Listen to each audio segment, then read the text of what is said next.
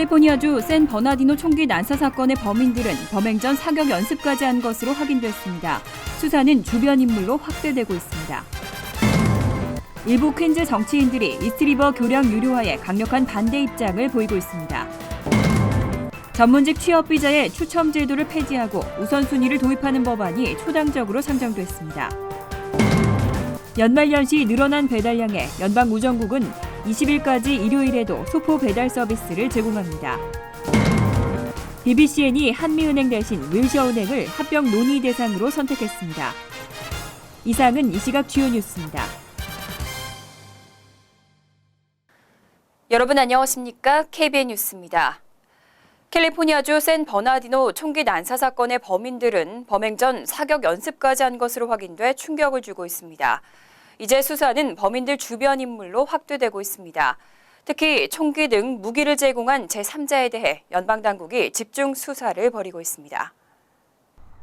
연방수사국과 주류 무기담배 단속국 등 연방수사기관은 8억 부부가 소지하고 있던 2점의 총기류를 제공해준 혐의로 제3자 엘리크 마르퀘즈를 조사했습니다. LA타임즈에 따르면 마르퀘즈는 사건 직후 정신병원에 입원한 상태입니다.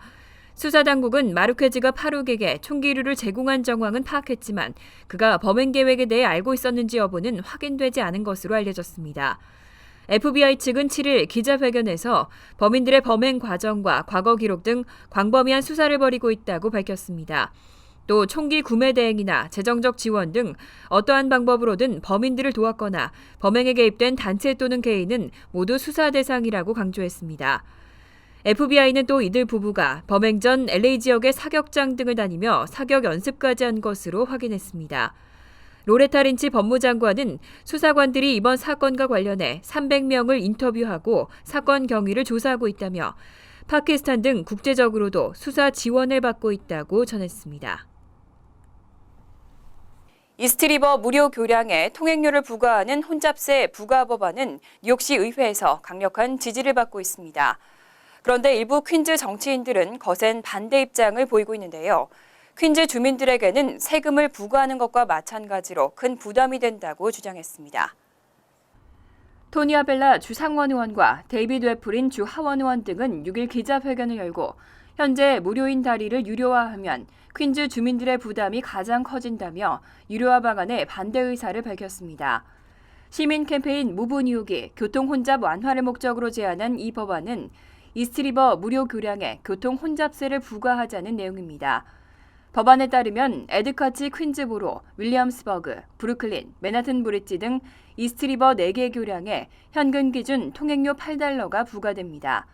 하지만 퀸즈 정치인들은 혼잡세 부과 시 퀸즈 주민과 스몰 비즈니스 업주들이 큰 타격을 입을 것이라고 주장했습니다. 아벨라 의원은 대중교통 접근성이 낮은 퀸즈 주민들은 차량을 이용해 맨하튼으로 이동할 수밖에 없다며 퀸즈 주민들에게 세금을 부과하는 것과 마찬가지라고 비판했습니다. 특히 하루 여러 차례 이스트리버를 통행해야 하는 퀸즈 스몰 비즈니스 업주들은 큰 부담을 안게 된다고 덧붙였습니다. 시사 주간지 타임이 올해 인물을 선정하기에 앞서 온라인 독자 투표를 진행했습니다. 온라인 투표에서는 민주당 대선 주자로 나선 버니 샌더스 상원 의원이 1위에 선정됐습니다. 7일 시사주간지 타임이 공개한 올해의 인물 온라인 독자 투표 결과에서 샌더스 후보가 10.2%의 지지율로 1위를 차지했습니다. 이어 최연소 노벨 평화상 수상자인 말랄라 유사프자이가 5.2%, 프란치스코 교황 3.7%, 오바마 대통령 3.5%, 미국 코미디언 스티븐 콜베르 3.1% 등이 5위권에 들었습니다. 올해 국제사회의 가장 큰 이슈로 떠오른 난민은 지지율 3%로 6위에 올랐습니다. 한편 샌더스 후보 외 미국의 다른 대선 주자들은 존재감을 드러내지 못했습니다. 각각 공화당과 민주당의 유력 대선 후보인 도널드 트럼프가 1.8%, 힐러리 클린턴 전 국무장관이 1.4%를 얻어 19위, 29위에 그쳤습니다. 타임은 온라인 독자 투표와 별개로 편집인단의 심사를 거쳐 올해의 인물을 선정합니다. 최종 결과는 내일인 9일 발표됩니다. 전문직 취업 비자의 추첨 제도를 폐지하고 우선순위를 도입하는 법안이 초당적으로 상정됐습니다. 스템 전공이나 고소득자에게 우선적으로 비자를 발급하는데요. 후순위 신청자들은 비자 받기가 더 어려워질 것으로 전망됩니다. 연방사관 척 그레슬리 법사위원장과 딕 더빈 민주당 원내 부대표는 전문직 취업비자 추첨 제도를 폐지하고 우선순위에 따라 비자를 발급하는 법안을 발의했습니다. 이 법안은 석사와 학사를 포함한 8만 5천 개의 H-1B 비자 발급에 우선순위제를 도입하는 내용을 담고 있습니다. 초당적 지지를 받고 있는 만큼 의회 통과가 확실시되고 있습니다. 법안은 9단계의 우선순위를 적용하고 있는데 우선 스템 전공, 미국 대학 석사 이상 학위 소지자에게 1순위를 배정하고 있습니다. 2순위는 노동부 적정임금 분류의 최상위 단계인 4등급 해당자, 3순위는 스템 전공이 아닌 미국 대학 석사 학위 이상 소지자, 4순위는 노동부 적정임금 분류 두 번째 단계인 3등급 임금 수령자, 5순위와 6순위는 스템 전공과 비스템 전공 미국 대학 학사학위 소지자에게 배정했습니다. 또 치료 전문가와 간호사 등은 따로 분류하고 7순위를 배정했습니다. 1순위 신청자를 우선 심사한 후 남은 쿼터를 다음 순위로 넘겨 심사를 이어가는 방식으로 후순위 신청자들은 그만큼 비자를 받기가 힘들어질 것으로 전망되고 있습니다. 연말이면 우편 물량이 급증합니다. 늘어난 배달량에 연방우정국은 3만 명의 임시직 직원을 추가로 채용하고 20일까지는 일요일에도 소포 배달 서비스를 제공한다고 밝혔습니다. 우정국은 오는 20일까지 일요일에도 전국 주요 도시에서 소포 배달 서비스를 실시하고 있다고 밝혔습니다. 추가 비용은 없지만 편지는 해당되지 않습니다. 우정국은 올해 할러데이 시즌 소포 물량이 지난해보다 10.5% 늘어난 6억 건에 달할 것으로 추산하고 있습니다. 이에 배달 서비스에 차질이 없도록 3만 명의 임시직 직원을 추가로 채용했다며 매 일요일마다 500만 건의 소포를 배달할 것이라고 전했습니다. 또 크리스마스 전날인 오는 24일까지 우편물이 도착하게 하려면 15일까지는 스탠다드 포스트를, 19일까지는 퍼스트 클래스 메일이나 글로벌 익스프레스 개런티드, 21일까지는 프라이오리티 메일, 23일까지는 프라이오리티 메일 익스프레스를 이용하라고 당부했습니다. 자세한 사항은 USPS 웹사이트에서 확인할 수 있습니다. 뉴욕주에서 스티로폼 용기 사용을 금지하는 법안이 시행되지 못할 것으로 보입니다. 항소법원은 스티로폼 용기의 재활용이 불가능하다는 뉴욕시의 주장을 인정하지 않았습니다. 지난 9월 뉴욕주 지방법원이 뉴욕시 정부의 스티로폼 용기 사용 금지 규정을 철회하라는 판결을 내린 데 이어 항소법원도 지난 3일 시정부의 항소를 기각하고 1심을 지지했습니다. 올 초 시정부는 지난 7월부터 스티로폼 재질의 용기 사용을 금지하는 규정을 시행한다고 밝혔습니다. 당초 규정은 7월부터 12월까지 6개월간의 유예기간을 거치고 내년 1월부터는 적발 시 과태료를 부과할 계획이었습니다. 하지만 지난 5월 뉴욕시 식당행동연합과 스티로폼 제조업체 및 재활용업체 등은 시정부의 스티로폼 용기 사용 금지 규정의 시행을 중지하라는 소송을 제기했습니다. 지난 9월 1심 판결에서 시정부가 패소하고 항소심에서도 같은 결정이 내려지면서 이 스티로폼 용기 사용 금지 규정은 시행이 어려울 것으로 전망되고 있습니다. 법원 측은 스티로폼 재질의 용기는 재활용이 불가능하다는 시 청소국의 주장을 인정하기 어렵다고 판결했습니다. 아직까지 시정부 측은 구체적인 대응 방안을 밝히지 않았습니다. 해마다 오르는 대학 등록금 때문에 학부모와 학생들의 부담은 날로 늘어가는데요. 그래서일까요? 대학 총장들의 보수도 해마다 큰 폭으로 오르고 있습니다. 최고 400만 불을 훌쩍 넘긴 총장의 연봉에 지나치다는 비난도 나오고 있습니다.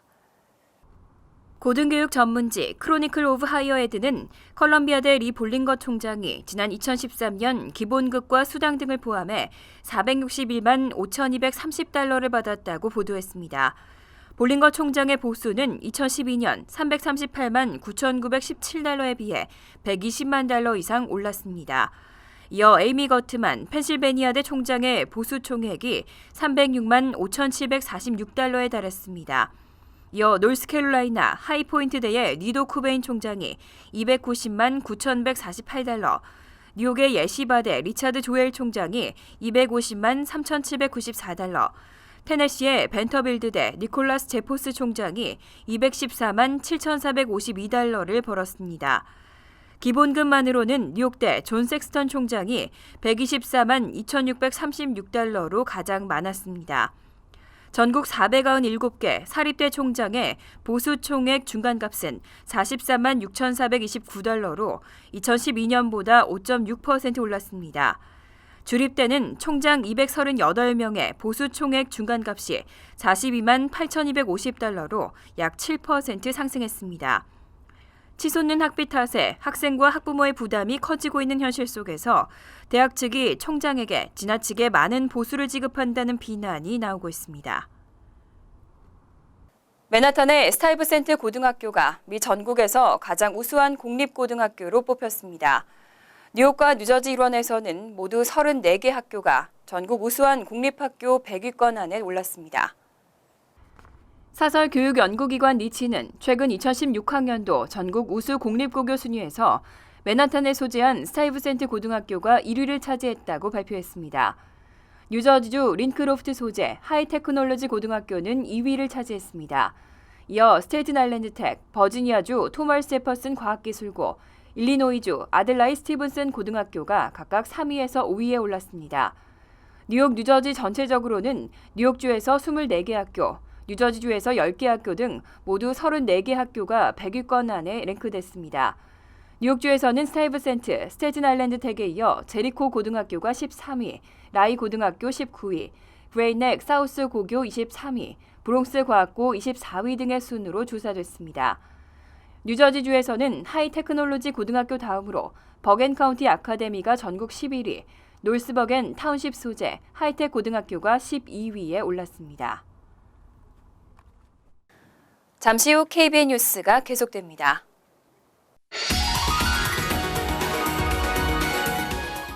이어서 LA 지역 한인사회 소식입니다. BBCN이 한미은행 대신 윌셔은행을 합병 논의 대상으로 선택했습니다. 최종 합병이 이루어지면 자산 120억 달러가 넘는 메가뱅크가 탄생됩니다. 은행가에도 큰 파장이 일 것으로 전망됩니다. 김정균 기자의 보도입니다. BBCN이 인수합병 논의 상대로 윌셔를 선택했습니다. 양측은 오늘 기자회견을 열고 합병 논의 계약서에 서명했으며 늦어도 내년 3, 4분기 전까지 모든 실사 작업을 거쳐 인수합병을 마무리하겠다고 밝혔습니다. 정말 설레는 마음으로 이런 이야기를 저희들이 시작을 했고 또 이렇게 합병 발표까지 이렇게 있게 돼서 정말 보람을 느낍니다. 오늘 발표된 합병 시 계약 조건 내용에 따르면 합병은행 주식은 BBCN이 59%, 윌셔가 41%를 소유하게 됩니다. 또한 윌셔 한 주당 BBCN 주식 0.7034주로 통합이 제한됐습니다. 통합은행장은 케빈 김 행장이, 통합이사장은 고석화 이사장이 맡게 될 전망입니다. 특히 BBCN은 얼마 전 한미은행이 평균 주가의 15% 이상 프리미엄과 65%의 지분 양보라는 공개 오퍼를 했음에도 윌셔를 선정한 데 대해서는 은행 간 합병 절차 중간에 파행될 위험이 적은 쪽에 손을 들어줬다는 대답을 내놨습니다. 합병을 이번 기회에 정말로 성공할 수 있는 절호의 기회라는 거가 굉장히 중요한 겁니다. 지금 엑스큐션 리스크가 가장 적은 윌셔하고 하는 것이 가장 저희들의 주주의 이익을 극대화하는 방안이라고 생각을 하고 한편 두 은행이 합병되면 자산 규모는 123억 달러가 넘게 되며 대출은 96억 달러에 달하게 됩니다. 또한 LA 카운티에서 100억 달러 이상 은행 5곳과 어깨를 나란히 하게 됩니다. 두 은행의 지점은 전국 85개로 늘어나 그야말로 한인 전국구 은행의 탄생도 멀지 않은 상황. 하지만 두 은행의 겹치는 지점만 21개가 돼 지점 통폐합으로 인한 대규모 구조조정이 현재 합병 과정 중 풀어야 할 가장 큰 숙제로 남아 있습니다. MBC 뉴스 김정균입니다. 월드리포트입니다. 최근 전 세계 7억 명 이상이 18세 이전에 결혼한 어린 신부라는 통계가 나왔습니다. 아프가니스탄의 한 소녀는 직접 작곡한 랩 덕분에 조혼의 위기에서 벗어났습니다. 이마에 검은색 바코드가 새겨져 있는 한 소녀. 눈에는 시뻘건 멍자국이 가득합니다.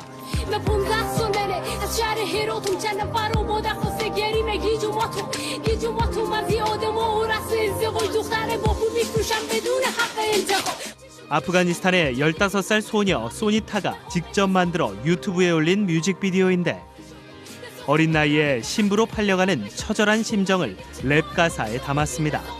منو بفروشن و در ازای پولش یه دختری رو برای برادرم بگیرم. خب این یه سنته در بعضی از نقاط افغانستان. 이 뮤직비디오는 조회수가 10만 건이 넘으며 아프가니스탄 TV에도 소개됐습니다. 결국 조언의 위기에서 벗어났을 뿐만 아니라 장학금을 받고 미국의 음악 학교로 유학도 갈 수 있게 됐습니다. 하지만 일부 이슬람 국가와 아프리카 소녀들에게 소니타의 사연은 기적 같은 행운일 뿐입니다. 현재 전 세계 여성 7억 명 이상이 18살도 되기 전에 결혼한 것으로 나타났는데 이 중 약 20%인 1억 2천만 명이 아프리카에 집중돼 있습니다. Waziri wa mwani watabeenda ngani. Oranga watakala watawabe watahata e. 어린 소녀들은 가족의 빚을 갚기 위해 결혼에 내몰리고 조언은 곧 폭력과 빈곤, 에이즈 감염으로 이어지고 있습니다. Haja esforço maior na implementação daquilo que são as leis de proteção da criança, na questão da responsabilização por aqueles que são de direito. 최근 아프리카 연합은 아동 조언을 근절하기 위한 첫 번째 회의를 열었습니다. 그러나 아동 보호 단체들은 아프리카 각국 정부가 더 적극적인 행동을 취하지 않으면 2050년에는 아프리카에서만 조언 신부 수가 3억 명을 넘어설 것으로 경고하고 있습니다. 간추린 소식입니다. 어제 캘리포니아주 샌프란시스코에서 프랑스 파리로 가던 에어프랑스 여객기가 캐나다 몬트리올로 우회해 긴급 착륙했습니다. 익명의 위협을 받은 비행기는 긴급 착륙했지만 모든 승객이 안전하게 비행기에서 내렸습니다. 캐나다 정부 당국은 비행기와 승객, 수화물 등을 확인하고 있고 테러 위협을 가한 주체에 대해서도 조사 중이라고 밝혔습니다. 위협의 구체적인 내용은 확인되지 않았습니다. 지난 9월 하와이에 확산되기 시작한 댕기열로 지금까지 모두 136명이 댕기열 확진 판정을 받았습니다. 댕기열 확진 환자 중 하와이 현지 주민은 119명, 관광객은 17명입니다. 지난달 24일 92명이 댕기열 확진 판정을 받았지만 보름이 채 지나지 않은 사이 확진자가 급증했습니다. 하와이 관광당국은 지난달 댕기열 주의보를 발령하고 관광객들을 상대로 예방교육을 실시하고 있습니다. 최근 퀸즈에서 방화 사건이 잇따라 발생하고 있습니다. 경찰에 따르면 포레스트힐 지역에서는 지난 10월부터 총 7건의 화재가 발생했는데 모두 유사한 패턴을 보이고 있습니다. 첫 화재는 10월 20일 오후 10시 113가의 가정집에서 발생했고 11월에는 무려 5건의 화재가 가까운 거리에서 연달아 일어났습니다. 주민들은 동네에 더 많은 순찰 경찰이 필요하다며 치안 강화를 요구했습니다.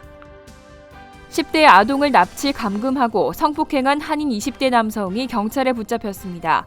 놀스 라스베가스 경찰은 최근 지난 11월쯤 14세 애리조나주 출신 여자 어린이를 유괴한 후 놀스 라스베가스 자택에서 한 달가량 감금해온 26세 김모 씨를 체포했다고 밝혔습니다.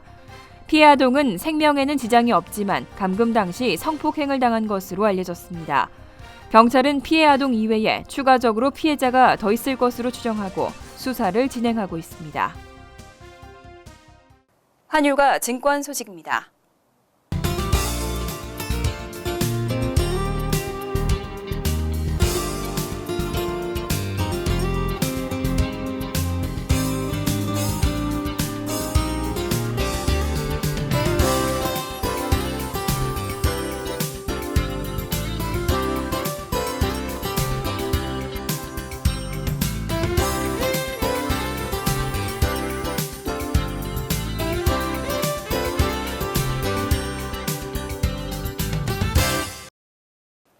이어서 날씨입니다.